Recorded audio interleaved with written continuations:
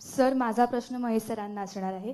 जेव्हा पहिल्या भागात, म्हणजे पहिला भाग अर्थात नव्हता, पण जेव्हा मी शिवाजीराजे भोसले बोलतोय हा चित्रपट तुम्ही केलात, तेव्हा छत्रपती शिवाजी महाराजांची भूमिका आपल्याला साक्षात टीव्हीवर पाहिली, म्हणजे आपण त्यांना पाहिलं. आणि इथे पण हाच फॉर्मॅट आहे, पण थोडासा ट्विस्टेड आहे तो फॉर्मॅट. आणि मग ती कल्पना तुमच्या डोक्यात कुठून आली, किंवा तो थॉट कसा होता? ह्या पिक्चरचा हां, म्हणजे हा पिक्चर असा काही करता आलं होतं की पार्ट 2 करायचा आहे. जसं मी मगाशी सांगितलं ना, ह्या मुलांसाठी लिहिलेला पिक्चर.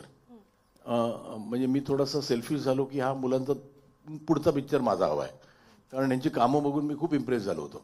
तर येत गेला तो सिनेमा, म्हणजे ज्यावेळेला आणि पहिला पार्ट हा वेगळा होता, त्याच्यात काही खूपच इम्पॉर्टंट इश्यूज मी हाताळलेले.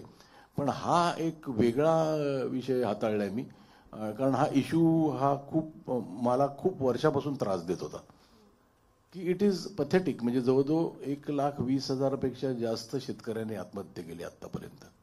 म्हणजे इमॅजिन करा की शिवाजी पार्क भरून जाईल एवढी लोकांनी आत्महत्या केली, आणि विच इज शॉकिंग. बरं, आणि काही काही गोष्टी त्यातल्या ऐकल्या ना, तर अगदी फालतू कारणासाठी, अगदी मुलाला युनिफॉर्म नाही आणला म्हणून, आणू शकला नाही म्हणून आत्महत्या. जी पहिली आत्महत्या, त्याच्यात तर एका शेतकऱ्याने आपल्या 3 मुलांचं त्यांनाच फजित विष ठेवून ठेवली आत्महत्या. तर ते इतकं काय आहे की आपल्याला, तर ते थोडासा त्रास द्यायला लागला. त्यामुळे हा विषय महाराष्ट्राच्या कानाकोपऱ्यात पोचावायची इच्छा होती, आणि तो पोचवायला एक आवाज जगात त्यापेक्षा मोठा आवाज नाही आहे या जगात. म्हणजे मी महाराष्ट्रात म्हणत नाही.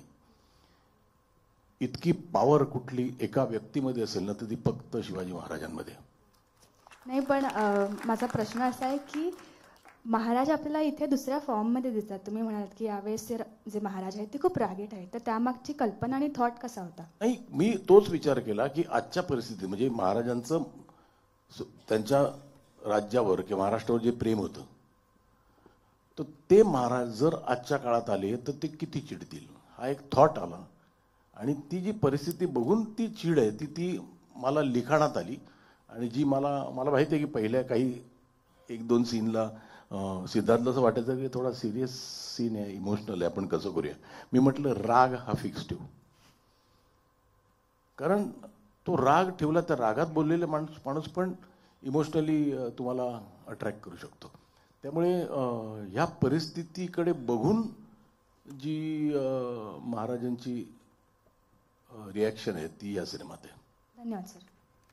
हॅलो, नमस्कार सर, मी नितीन मोरे, लेट्सअप मराठीमधून.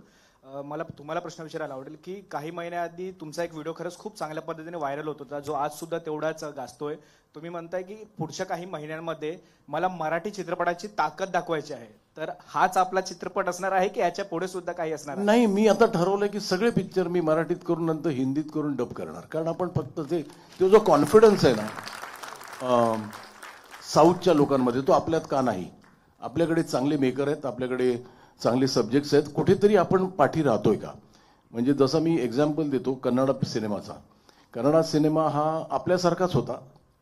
त्यांची कर्नाटकमध्ये परिस्थिती मराठीसारखीच होती, आणि तिकडे तमिळची आणि तेलुगूची दादागिरी चालायची. पण तिकडे कुठल्या तरी एका सद्गृहस्थाला असा विचार आला की आपण एक पिक्चर करूया खर्च करून. तेव्हा त्यांनी KGF बनवला, मग कुठेतरी कंटारा बनवला. आणि आज प्रूव्ह झालंय की तुम्ही चांगला द्या, तुम्ही हिंदीच्या तोडीचा पिक्चर द्या, आपण सगळ्यांना पळवू शकतो. म्हणजे बाहेर नाही, आपल्याबरोबर चला आमच्यावर पळा. आपल्याला कुठल्याही सिनेमाचं स्वागत आहे इथे, पण मराठी सिनेमा मागे पडता कामा नये. आणला इथे मराठी माणसाने मराठी सिनेमा रे ह्या देशात, आणि आपण का मागे? आपले म्हणजे शांताराम घ्या, भालजी पेंढारकर घ्या, परांजपे घ्या, मोठे मोठे डिरेक्टर झाले, आणि आता आपण का म्हणजे बरं टॅलेंट नाही आहे का? खूप टॅलेंट आहे. बरं व्यवस्थित मार्केट केलं तर पिक्चर चालत नाही का? चालतो की. तर आपण थोडं म्हणजे आज कंटाराने तशी चपराक मारली ना, 10 दिवसात जवळजवळ 450 कोटी रुपये धंदा केले त्यांनी. कुठेतरी हा कन्नडा सिनेमा, पण मी त्या दिवसाची वाट बघतो जेव्हा एक मराठी सिनेमा 450 कोटी करेल, आणि करेल तो. म्हणजे फक्त कोणतरी, आणि ह्या माझं नशीब चांगलं आहे की मला खूप चांगले प्रोड्युसर मिळाले, ज्यांनी हा विचार केला नाही की अरे मराठी सिनेमा रिकव्हरी कशी करायची, काय कशी करायची. मी त्यांना जेव्हा सांगितलं की हा पिक्चर असा करायचा, बजेट मोठा आहे, दे डिडंट बॉदर की हा आपण रिकवर कसा करूया. त्यांचं पण काय म्हणतात त्याला पॅशन माझ्या इतकंच होतं की आपण एक सिनेमा चांगला करूया. त्याला जी गरज आहे तेवढं बजेट देऊया. आणि मला वाटतं की असे निर्माते आले ना तर फार दिवस नाही, म्हणजे मला दाखवायची आहे ताकद म्हणजे दाखवायची आहे ताकद. प्रथम या 2 बाल कलाकारांचं अभिनंदन, नॅशनल अवॉर्ड मिळाले. त्रिशा, कॉंग्रॅच्युलेशन. थँक्यू. महेश मांजरेकरांबरोबर काम करताना दोघांना कसं वाटलं?